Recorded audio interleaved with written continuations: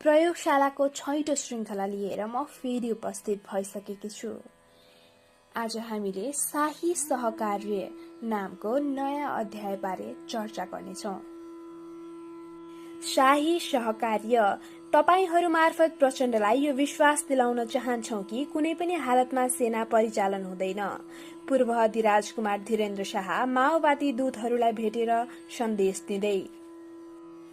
शरद चन्द्र शाह पूर्व सेनापति field marshal Surendra Bahadur शाहका छोरा, राज परिवारका नातेदार, सार्वजनिक रूपमा कम देखिने तर दरबारिया राजनीतिमा निर्णायक मानिने उनी पञ्चायतकालको चर्चित भूमिगत गिरोहका नायकके मध्ये थिए। पञ्चायती व्यवस्थाको अवसानसँगै यी अनुदारवादी पञ्चको दिल्ली बजार स्थित घर आक्रोशित प्रदर्शनकारीहरूले जलाइदिए। त्यसपछि उनी सिंगापुर पलायन भए।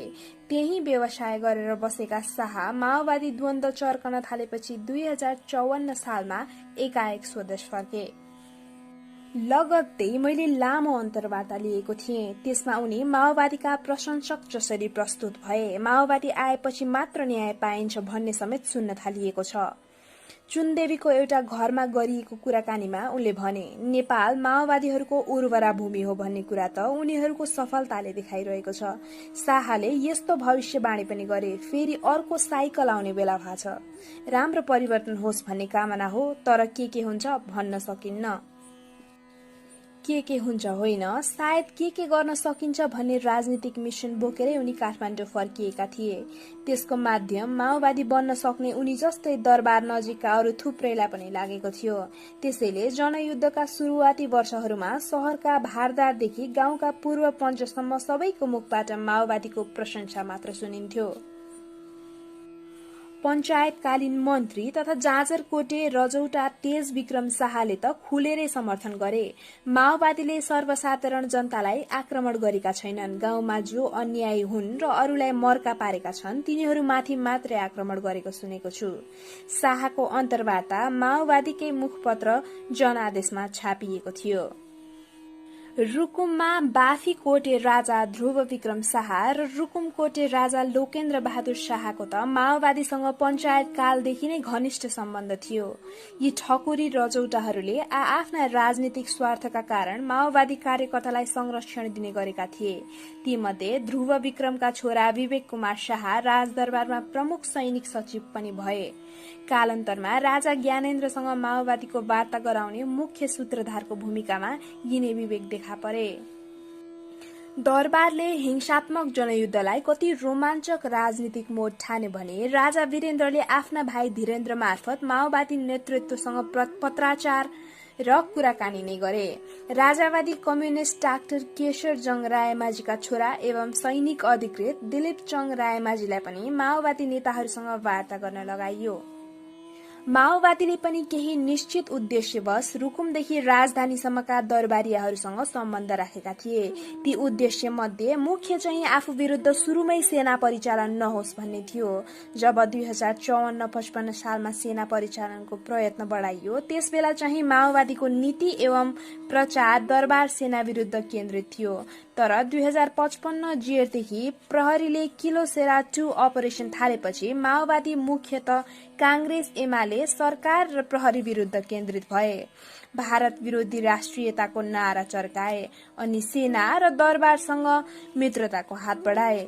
दरबारलाई चिढ्याउने गरी गणतन्त्रको नाराधरी लगाएनन्। त्यसलाई आफ्ना राजनीतिक दस्तावेजहरूमै सीमित राखे।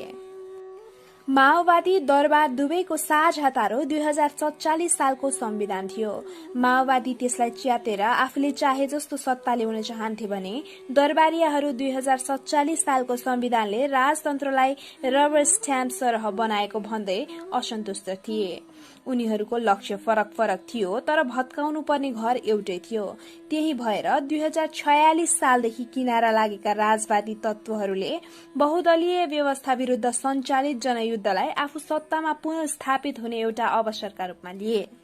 माओवादीले पनि सेनाको प्रशंसा गर्ने, पूर्व पञ्चहरूलाई सकभर नछुने तर कांग्रेस एमाले कार्यकर्ता र प्रहरीमाथि हमला गरिरहने नीति अपनाए।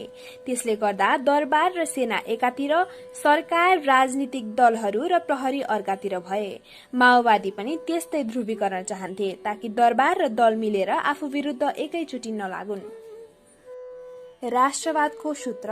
माओवादी नेतृत्वको दरबारप्रतिको नरम नीति विशुद्ध फौजी दाउपेचमा आधारित थियो, तर नेपालको कम्युनिष्ट आन्दोलनलाई फर्केर हेर्दा त्यहाँ राजावादी प्रवृत्ति प्रमुख मुद्दा बनेको पाइन्छ। त्यसको धेर थोर प्रतिबिम्ब माओवादीमा पनि देखा पर्यो।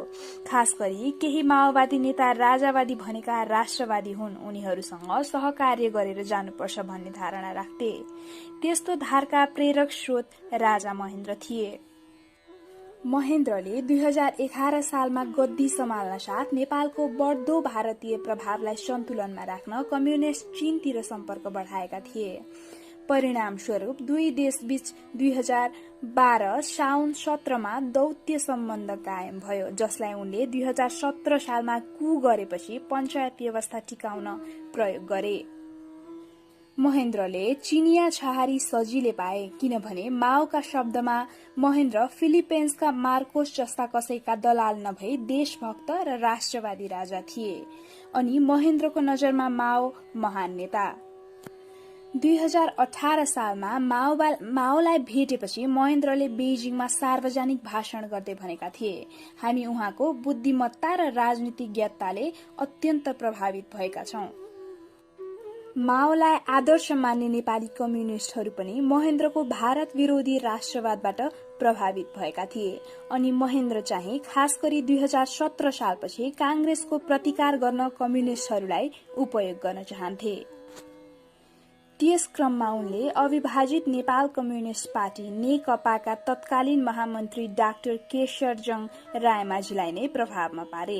रायमाझीले उनको कूलाई समेत समर्थन गरिदिएपछि उब्जेको विवाद बढ्दै गएर अन्त्यमा पार्टी फुट्यो। त्यसपछि एउटा धारको नेतृत्व गणतन्त्रवादी पुष्पलाल श्रेष्ठले गरे भने अर्काको राजावादी रायमाझीले। पञ्चायतको उत्तरार्धसम्म दरबारसँग निकट रहेर पनि एउटा कम्युनिष्ट समूहको अगुवाई गरेका रायमाझी पछि वाम राजनीति छाडेर राजसभा स्थायी समितिका सभापति बने। उता नेकपाका संस्थापक पुष्पलाल 2035 सालमा बिते पनि उनका राजनीतिक उत्तराधिकारीहरू निरन्तर राजतन्त्र विरोधी अभियानमा सरिक भइरहे र उनीहरूको मूल हिस्सा पछि गएर नेकपा एमालेमा समाहित भयो। नेपालको कम्युनिष्ट आन्दोलनमा राष्ट्रियताको कुरा गर्दा दरबारतर्फ नजिकिनै र जनवाद अर्थात लोकतन्त्रको लाइन लिँदा भारततर्फ नरम हुने प्रवृत्ति लामो समयसम्म देखा पर्यो। माओवादीले चाहिँ परस्पर विरोधी यी दुवै धारलाई पालै पालो अपनाउने रणनीति लिए। पहिलो रोजाइ थियो दरबार। माओवादी र दरबारियाहरूलाई एक सूत्रमा बाँध्ने काम उही राष्ट्रियताको नारा या भनौं भारत विरोधको साझा एजेण्डाले गरेको थियो। 2047 सालपछि लामो समयसम्म सत्तामा रहिरहेको कांग्रेस पार्टीको सरकार ती दुवैको तारो थियो र दुवैको नजरमा भारत परस्त पनि। कतिसम्म भने माओवादीहरू त प्रधानमन्त्री गिरिजाप्रसाद कोइराला भन्दा फासिस्ट जनहत्यारा राष्ट्रघाती मान्छे देशमै अरू कोही नरहेको दावी समेत गर्थे। कोइरालालाई कसैले गाली गर्दा दरबारियाहरूले आनन्द मानेको देखिन्थ्यो। 2046 सालपछि गुमेको सत्ताको बागडोर लामो समय कोइरालाकै हातमा थियो, जसले गर्दा उनीहरू विरुद्ध एक किसिमको आक्रोश दरबार निकट वृत्तमा महसुस हुन्थ्यो। माओवादीले त्यो बुझेका थिए, त्यसैले 2056 साउनको केन्द्रीय समिति बैठकबाट राष्ट्रघाती र फासीवादी सरकारको अन्त्य एवं देशभक्त जनवादी एवं वामपन्थी शक्तिहरूको संयुक्त क्रान्तिकारी सरकारको गठनलाई मूल नारा बनाए। त्यो दरबारसँग नजिकिने नीतिगत निर्णय थियो। त्यसबेला प्रचण्डहरूले कांग्रेस सरकारलाई राष्ट्रघाती र फासीवादीको आरोप लगाउँदै त्यसले भारतीय हस्तक्षेप निम्ताइरहेको र त्यसको प्रतिरोध गर्न आफू जस्ता जनवादी शक्तिसँग देशभक्त भनिएका दरबारियाहरू मिल्नुपर्ने तर्क गर्थे। त्यही भएर नयाँ जनवादी सरकारको परम्परागत नारा थाँती राखेर राष्ट्रवादी दरबारियाहरूसँग संयुक्त सरकार बनाउने प्रस्ताव अगाडि सारेका थिए। 6 महिनापछि माओवादी केन्द्रीय समितिको अर्को बैठकले कांग्रेसित राजनीतिक समूहसँग कार्यगत एकता, तालमेल र वार्ताका प्रक्रियालाई ठोस रूपमा अगाडि बढाउन जोड़ दियो। कांग्रेसित राजनीतिक समूह भनेर दोस्रो ठूलो दल एमालेलाई इंकित गरिएको थियो? होइन, त्यसमा मुख्यतः राजा र राजावादी पर्थे।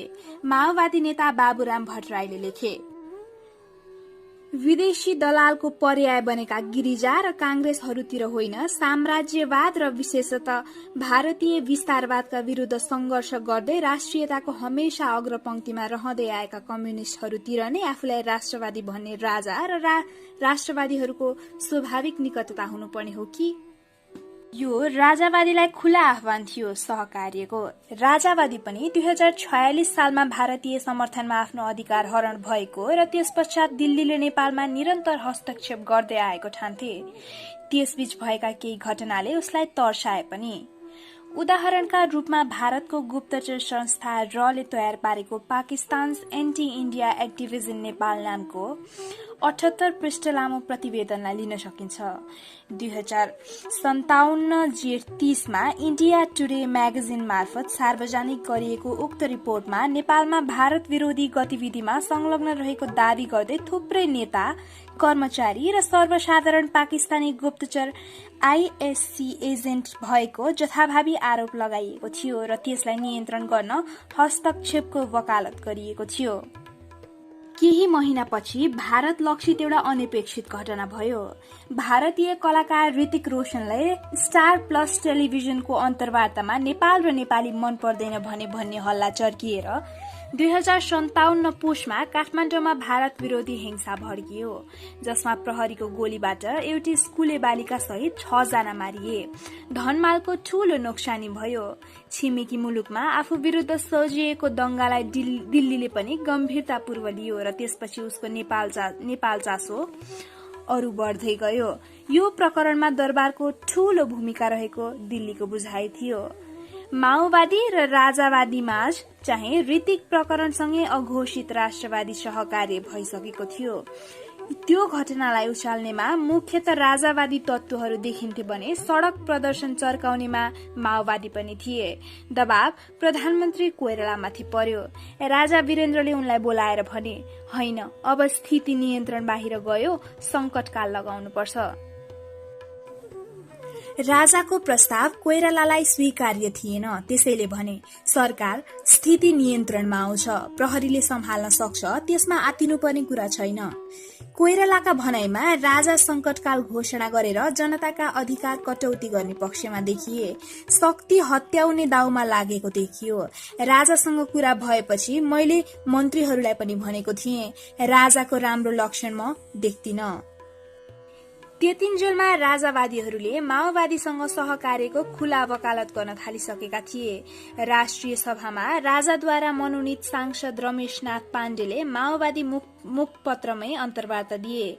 यो घर झगडाको न्यू बनाएर पराईले प्रवेश गर्ने खतरा समाप्त होस् भन्ने चाहना आम नेपालीको छ।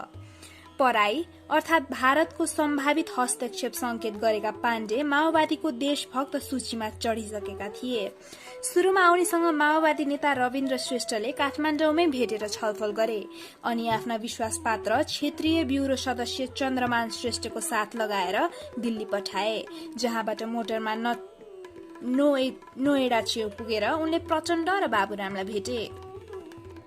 माओवादी नेताहरू भारतीय भूमिमा भूमिगत बसेर भारत विरुद्धै गठबन्धन बनाउने विरोधाभासी रणनीतिमा थिए। 2057 माघ फागुनमा भारतकै पञ्जाबमा गरिएको दोस्रो राष्ट्रिय सम्मेलनले राजासँग सहकार्य सम्भव हुने गरी सर्वपक्षीय सम्मेलन बोलाउने, त्यो सम्मेलनबाट अन्तरिम सरकार बनाउने र जनसंविधानको निर्माण सुनिश्चित गर्ने प्रस्ताव पारित गर्यो। त्यसको आशय कांग्रेस, एमाले लगायत संसदीय दललाई विस्थापित गरेर सम्भव भए दरबारसँगै गठबन्धन बनाई सत्तामा पुग्ने भन्ने थियो।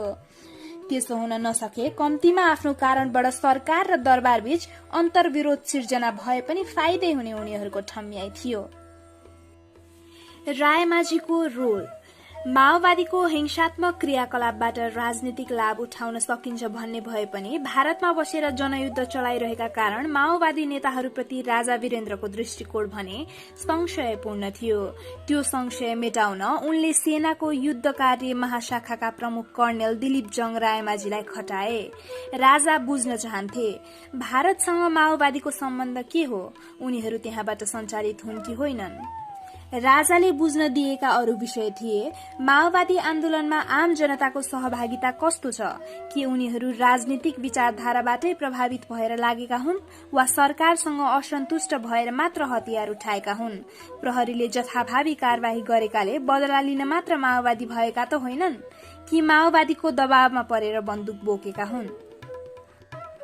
मैले यी विषयमा नजिकबाट बुझ्ने प्रयास गरे। अध्ययन गर्दा के पाए भने रोल्पा, रुकुम लगायत मध्यपश्चिमको पहाड़ी क्षेत्र पुरानै कम्युनिष्ट गढ हो, त्यसैले त्यहाँ उनीहरूको वैचारिक प्रभाव पनि गहिरै छ। त्यसमाथि प्रहरीले जथाभावी दमन गरेकाले पनि माओवादीतर्फ जनताको समर्थन गएको हो।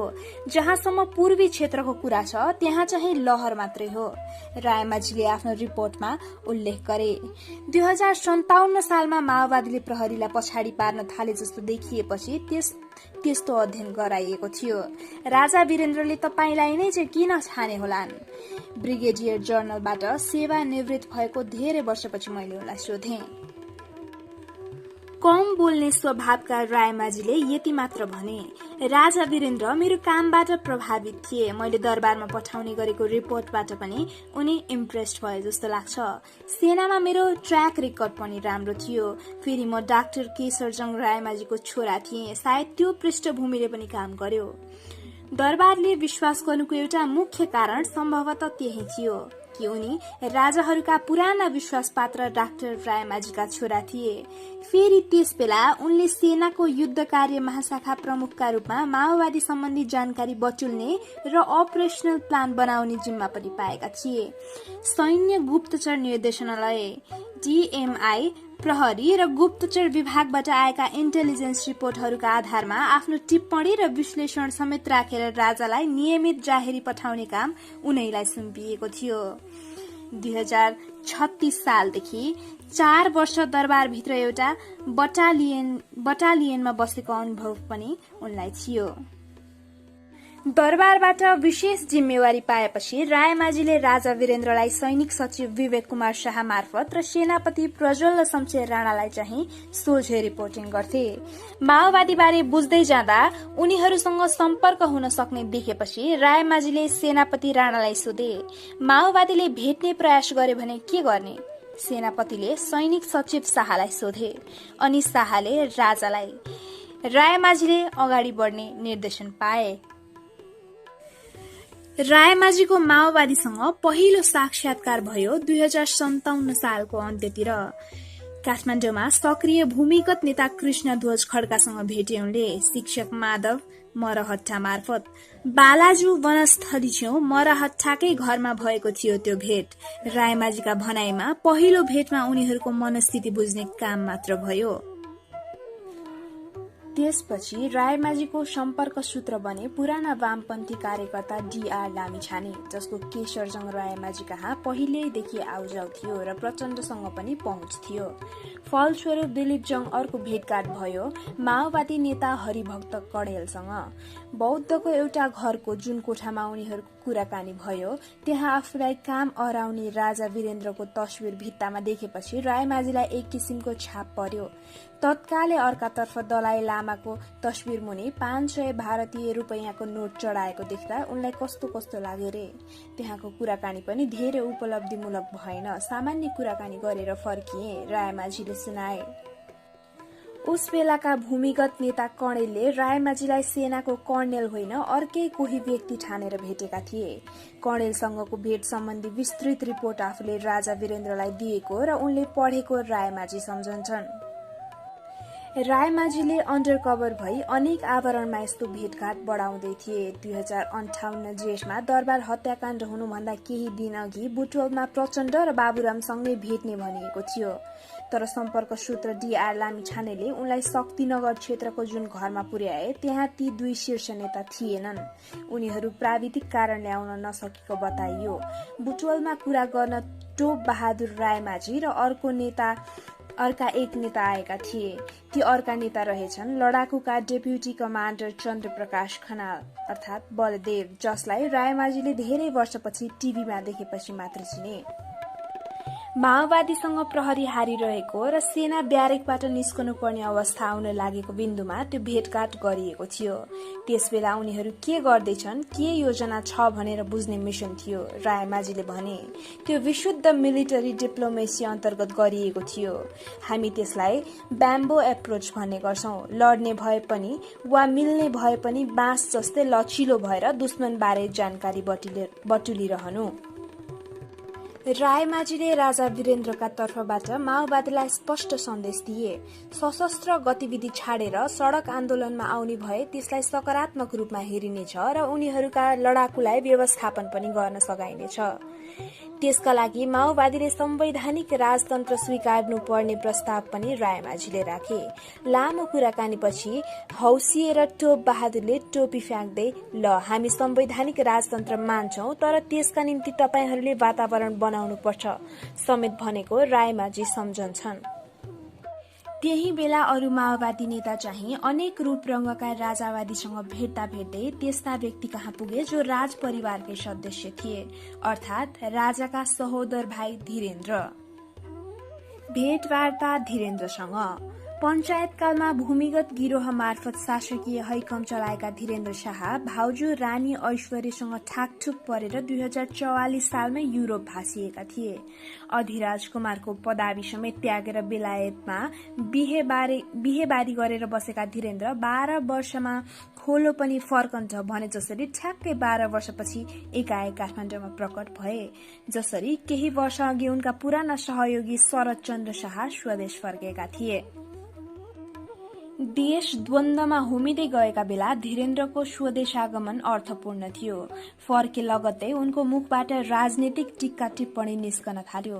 प्रशासनले दुःख दिएपछि यो माओवादी नाउँ लिएर असन्तुष्टि बढ्यो। एउटा अन्तर्वार्तामा धीरेन्द्रले भने, माओवादीहरूले गणतन्त्रको नारा उठाए पनि उनीहरू नेपाली राष्ट्रवादी नै हुन्।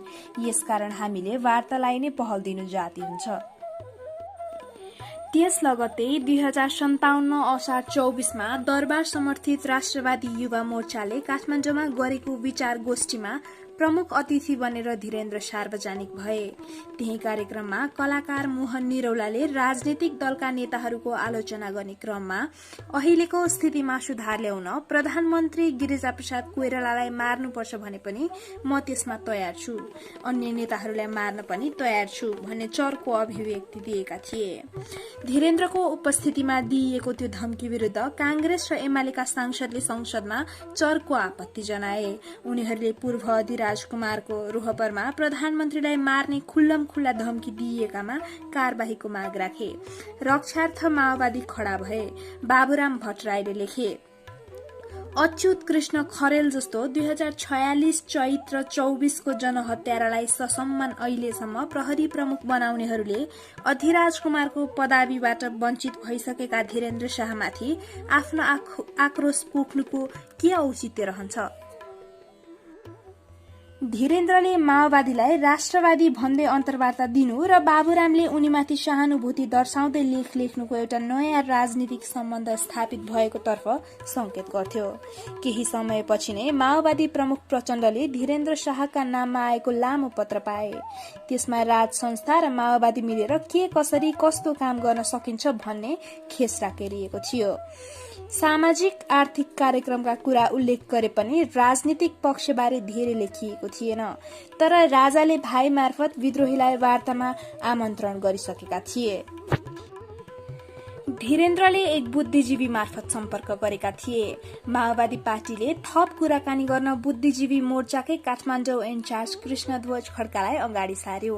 भर्खरै केन्द्रीय सदस्य चुनिएका खड्कालाई त्यस्तै गोप्य भेट भेटका निम्ति राजनीतिक परिचालनको काम गर्ने जिम्मा दिइएको थियो। खड्काको मिसनमा बुद्धिजीवी फाँटमै काम गर्ने क्षेत्रीय ब्युरो सदस्य मोहन बहादुर कार्की जीवन्त पनि थिए। खड्का र जीवन्तको धीरेन्द्रसँग 2058 वैशाख 16 काठमाडौँको एउटा निजी घरमा करिब 2 घण्टा कुराकानी भयो। राजा र प्रचण्डका प्रतिनिधिको त्यो भेटलाई एकदमै गोप्य राखियो, जसबारे काठमाडौँमै कार्यरत माथिल्ला माओवादीले समेत सुइँको पाएनन्। त्यसबेला खड्काले धीरेन्द्रसँगको कुराकानी उपत्यका ब्युरो इन्चार्ज बादललाई रिपोर्ट गर्थे अनि बादलले अध्यक्ष प्रचण्डलाई। प्रचण्डका भराइमा उनीहरूसँग कुरा गर्नकै निम्ति राजा वीरेन्द्रले धीरेन्द्रलाई विदेशबाट झिकाएका थिए। राजसी ठाँटबाँटबाट सिद्धिएको र अनौपचारिक स्वभाव रहेकाले उनीसँग भेट्न सजिलो पनि भयो। खड्का र जीवन्तसँग धीरेन्द्रले आफ्ना कुरा राख्ने भन्दा बढी सोध्ने काम गरे। माओवादीले चाहेको के हो, लक्ष्य के हो, यसको हल कसरी हुन सक्छ आदि बारे उनको जिज्ञासा थियो। जीवन्तका अनुसार भेट्नासाथ धीरेन्द्रले सोधेका थिए, अध्यक्ष प्रचण्डको समसामयिक राजनीतिबारे के धारणा छ, देशलाई अगाडि लैजाने दृष्टिकोण के छ, ठुलदाई अर्थात् वीरेन्द्रको बारेमा उहाँ के भन्नुहुन्छ, दरबार र माओवादीको मिलनबिन्दु केही छ कि। त्यस क्रममा खड्काले गाउँको शोषण उत्पीडन हटाउन दरबारले पहल गर्नुपर्छ भन्दै राजासँग कसरी नजिकिन सकिन्छ त्यसका लागि पार्टी लाइन अनुरूप आफूलाई प्रस्तुत गरे र आफूहरूले चाहेको सामाजिक आर्थिक कार्यक्रमबारे बताए। परिवर्तनकारी भूमि सुधार लागू गर्ने, वाम झुकावको आर्थिक सामाजिक नीति अपनाउने जस्ता माओवादी कार्यसूचीप्रति धीरेन्द्रको असहमति थिएन, तर उनको मुख्य रुचि सत्तातर्फ थियो। सामाजिक आर्थिक कार्यक्रम तपाईहरूले लागू गर्नुहोस्, तर सत्ता चाहिँ बाँडफाँड गर्नुपर्छ, धीरेन्द्रले भने। उनी त्यस्तो बाँडफाँड कसरी गर्ने भन्नेतर्फ छलफल चलाउन चाहन्थे। माओवादी वार्ताकारले पनि राष्ट्रवादी सहकार्यको कुरा गर्दै सहमति हुने हो भने कुनै स्वरूपको राजतन्त्र आफूहरूलाई मान्य हुने जनाएका थिए। हिँड्ने बेला धीरेन्द्रले भनेको कुरा जीवन्त सम्झन्छन्। ठुलदाई, मालदाई र म माओवादी राष्ट्रवादी शक्ति हो र त्यसलाई देशको समृद्धिका लागि व्यवस्थित गर्नुपर्छ भन्ने कुरामा सहमत छौं। प्रतिहिंसा मार्फत दमन गरिनुहुन्न भन्ने कुरामा पनि हामी एकमत छौं। सरकारबाट हुने गरेको निरंकुश कदमप्रति हाम्रो घोर आपत्ति छ। तपाईहरू मार्फत प्रचण्डलाई यो विश्वास दिलाउन चाहन्छौं कि कुनै पनि हालतमा सेना परिचालन हुँदैन। छुट्टिने बेला धीरेन्द्रले आफ्ना कुरा छिटै सहमतिका रूपमा लिपिबद्ध गर्दा राम्रो हुने बताएका थिए। जेठ 9 दरबारबाट प्रचण्डका नाममा सहमतिका लागि भनेर 9 बुँदे पत्र आयो। त्यो दोस्रो हस्तलिखित चिठी धीरेन्द्रले नभई उनका तर्फबाट अरू कसैले लेखेको थियो। त्यसमा अघिल्लो पत्रकै कुराहरू अलि व्यवस्थित ढंगले राखिएका थिए। त्यो पत्र पढेका एक नेताका भनाइमा त्यसमा यस्ता यस्ता आर्थिक सामाजिक कार्यक्रम लागू गर्न सकिन्छ भन्ने जस्ता कुरा थिए। धीरेन्द्रको प्रस्ताव मूलतः राजनीतिक दलहरूलाई पाखा लगाएर राजावादी माओवादीले सत्ता बाँडचुट गर्ने भन्ने थियो।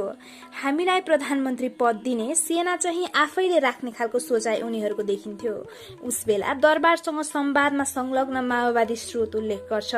सायद त्यसै कारण धीरेन्द्रले तपाईहरूको पार्टीको कुरा के हो त्यो पनि ल्याउनुहोस् भन्नेमा निकै जोड दिएका थिए। धीरेन्द्रको प्रस्ताव कार्यान्वयन गर्दा संसदीय व्यवस्था विरुद्ध कुनै किसिमको सत्ता विप्लव आवश्यक हुन्थ्यो।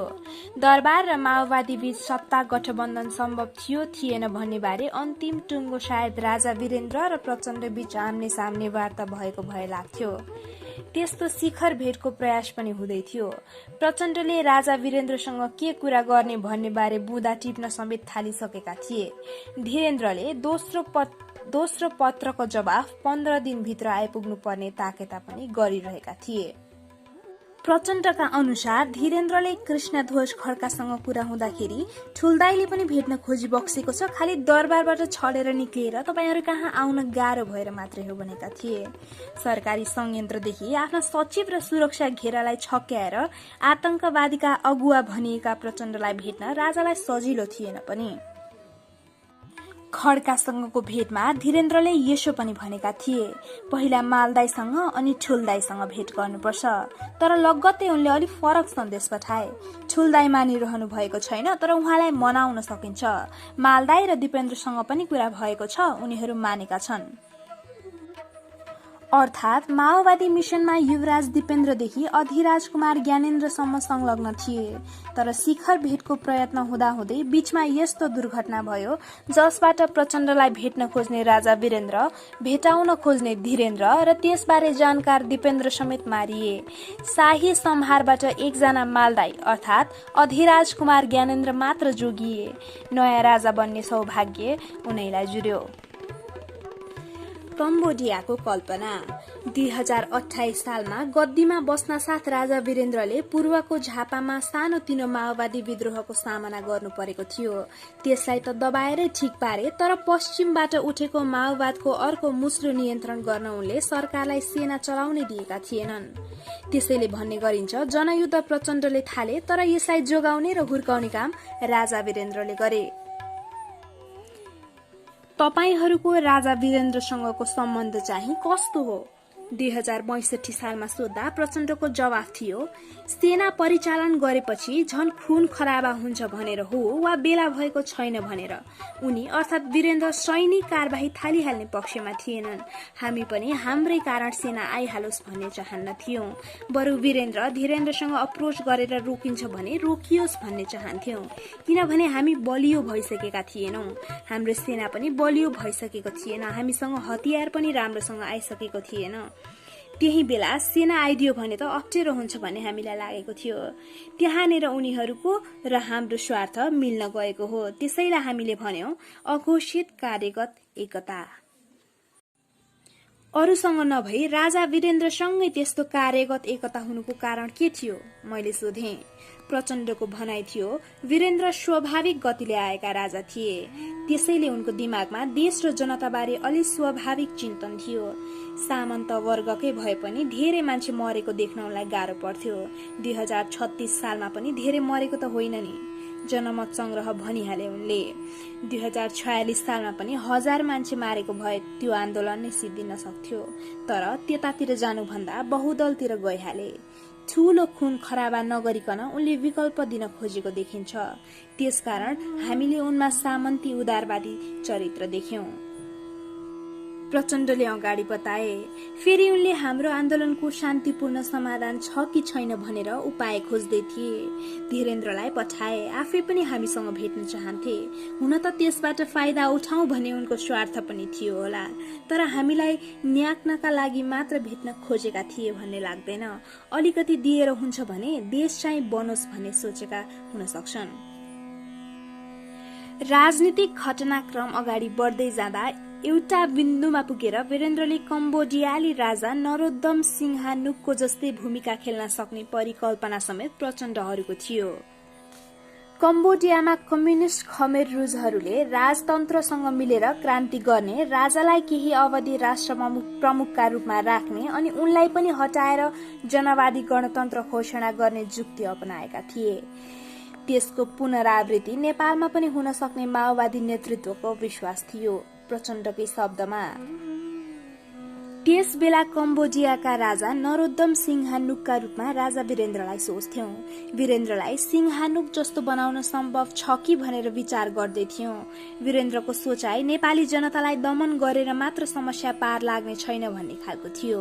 उनको यस्तो लोकतन्त्रवादी छवि छ र त्यसलाई अजर अमर बनाउने हो भने राजतन्त्र छाडेर गणतन्त्र घोषणा गर्नुपर्छ भनेर वीरेन्द्रसँग कुरा गर्ने सोचेका थियौं।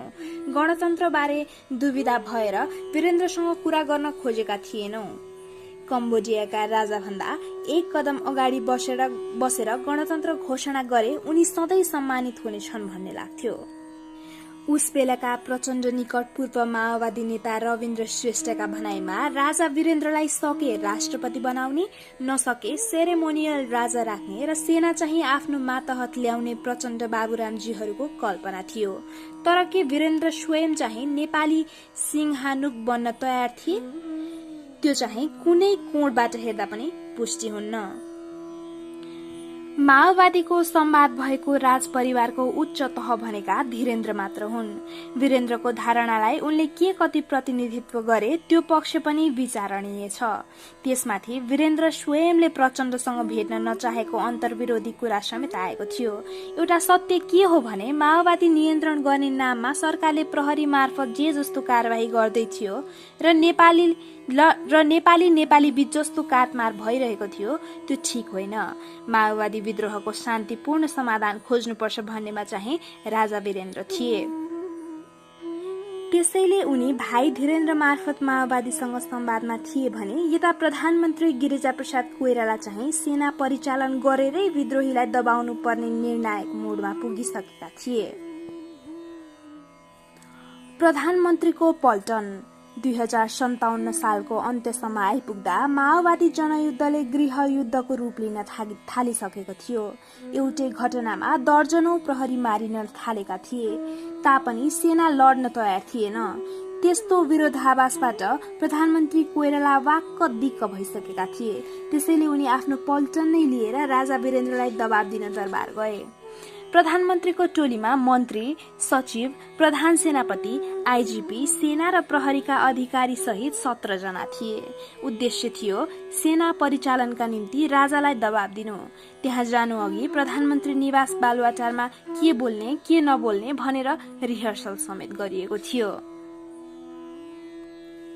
नारायण हिटीको एउटा ठूलो हलमा गरिएको थियो कार्यक्रम, जहाँ युवराज दिपेन्द्रलाई पनि राखेर राजाले झण्डै 3 घण्टा लामो ब्रिफिङ धैर्यपूर्वक सुने। प्राय सबैको आशय एउटै थियो, सेना परिचालन गर्नु पर्यो। सबैको कुरा सुनेपछि राजा वीरेन्द्रले बोले, सेना परिचालन हुन सक्ने तर त्यसका लागि ठोस योजना बनाउनु पर्नेमा जोड दिए। सैनिक कार्यवाहीका सम्भावित परिणाम दुष्परिणाम बारे पनि जिज्ञासा राखे। खास गरी सेना कति अवधिका लागि परिचालन गर्ने भनेर बारम्बार सोधेका थिए। राजाको ताल देखेर प्रधानमन्त्री कोइराला चाहिँ छक्क परे। मलाई त्यो देखेर अचम्म लाग्यो। पहिला राजा बोल्ने कुनै कार्यक्रम नै थिएन। पहिलो पटक त्यस्तो घटना भएको थियो। म छक्क परे, कोइरालाले उल्लेख गरेका छन्। राजापछि उपप्रधान तथा गृहमन्त्री रामचन्द्र पौडेल बोले। अनि राजाले सोधे, पीएम तपाईले चाहिँ केही बोल्नु भएन नि? सरकार, म बोल्न भनेर यहाँ आएको होइन, आदेश दिन आएको हो। म त्यसरी भाषण गर्न भनेर आएको होइन, आदेश दिन आएको हो। आफूले यसो भनेपछि राजा चुप लागेको कोइरालाले दाबी गरेका छन्। त्यसैबीच सेनापति प्रज्वल शमशेर राणाले बोल्न खोजेका थिए। प्रधानमन्त्रीले भने, म तपाईसँग कुरा गर्न लागेको छैन, चुप लागेर बस्नुहोस्। त्यस दिन दरबारको त्यो असामान्य भेला असामान्य ढंगबाटै चल्यो। त्यहाँ उपस्थित संचार मन्त्री जयप्रकाश गुप्ताका अनुसार राजा वीरेन्द्रले सेना परिचालनका लागि थुप्रै शर्त राखेका थिए।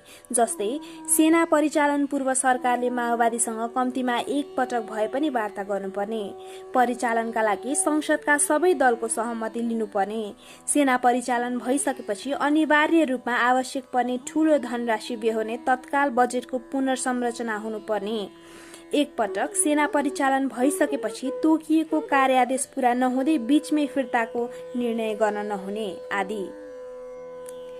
राजाका शर्त यस्ता थिए जुन प्रधानमन्त्री कोइरालाले पूरा गर्नै सक्दैन थिए। उदाहरणका लागि उनले संसदमा सहभागी भई सबै दलको समर्थन हासिल गर्नु भनेको फलामको चिउरा चपाउनु सरह थियो। किनभने विपक्षी एमालेले सानेबानीका लागि लाउडा विमान भाडामा लिँदा भ्रष्टाचार भएको भन्दै प्रधानमन्त्रीकै राजीनामा मागिरहेको थियो। सेनापति राणाले कोइरालाको स्थिति बुझेका थिए। त्यसैले राजाकै शर्त दोहोर्याए। यदि शाही नेपाली सेना राष्ट्रको हितार्थ आन्तरिक सुरक्षा तथा विकास योजनाहरूमा संलग्न हुने हो भने उक्त योजनाहरूप्रति आम नागरिक सहित सम्पूर्ण राजनीतिक दलको दिगो एवं निरन्तर रूपमा राजनीतिक प्रतिबद्धता हुनु अपरिहार्य हुन्छ। 2057 चैत्र 30 सम्म सेनापति राणा ठान्थे माओवादीहरू नियन्त्रण बाहिर छैनन्। त्यस दिन उनले सैनिक मुख्यालयमा एमाले नेताहरूसँग भने अहिलेसम्म उनीहरू स्ट्राटेजिक डिफेन्स अर्थात् रणनीतिक प्रतिरक्षाको अवस्थामा छन्, तसर्थ अहिलेसम्म यो नियन्त्रणमा छ, अर्थात् चाहेको बेला सैन्य कारबाही गरेर जनयुद्धलाई निस्तेज पार्न सकिन्छ भन्ने उनको सोच थियो। सायद त्यसैले पनि दरबार सेनाले हतार महसुस गरेको थिएनन्। तथापि प्रधानमन्त्रीले आफ्नो टोली नै दरबार लगेर राजालाई दबाब दिएपछि सेना सीमित कार्यदेश लिएर ब्यारेक बाहिर निस्कियो। तर त्यो माओवादीप्रति प्रत्यक्ष लक्षित कारबाही थिएन। एकीकृत आन्तरिक सुरक्षा तथा विकास योजना अर्थात् IISDP को नाम दिएर विकासे काममा परिचालित भएको थियो। सेनाले 2058 सालको सुरुदेखि 7 जिल्ला रोल्पा, रुकुम, जाजरकोट, सल्यान, कालीकोट, प्युठान र गोर्खामा IISDP लागू गरेर विकास निर्माण र सामाजिक सेवाको काम थाल्यो। सरकारले त्यही अभियानमा गएको सेनालाई माओवादीसँग लडाउन खोज्यो, तर जंगी अड्डाले चाहिँ त्यसका निम्ति राष्ट्रिय सुरक्षा परिषदबाट छुट्टै निर्णय गरिनुपर्ने अडान राखिरह्यो। त्यही भएर ब्यारेकबाट बाहिर निस्के पनि सेनाले माओवादी विरुद्ध कारबाही गरेन। प्रधानमन्त्री कोइरालाको आशंका थियो माओवादीले दरबारबाट संरक्षण पाएका छन्, त्यसैले सेना परिचालन नगरिएको हो। राजा वीरेन्द्रको शंका चाहिँ अर्कैतिर थियो। उनलाई लागेको थियो राष्ट्रवादी नारा दिए पनि कतै माओवादी भारतबाट परिचालित त होइनन्।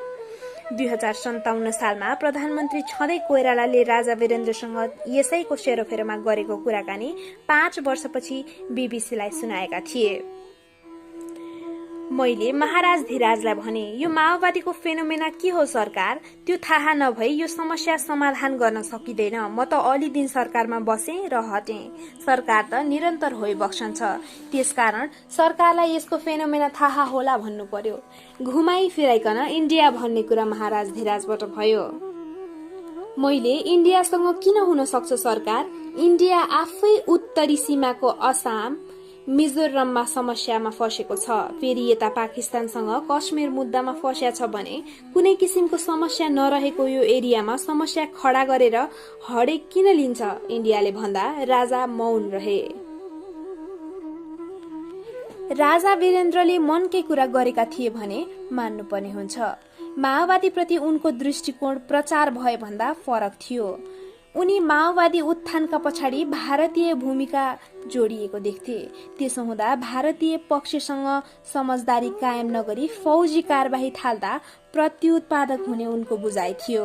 त्यही भएर उनले सीमा पारी गएर शीर्ष तहमा वार्ता गर्ने मनस्थिति समेत बनाउँदै थिए। त्यसभन्दा पहिले राजा वीरेन्द्र जनयुद्धको शान्तिपूर्ण समाधान छ कि भनेर खोज्दै थिए।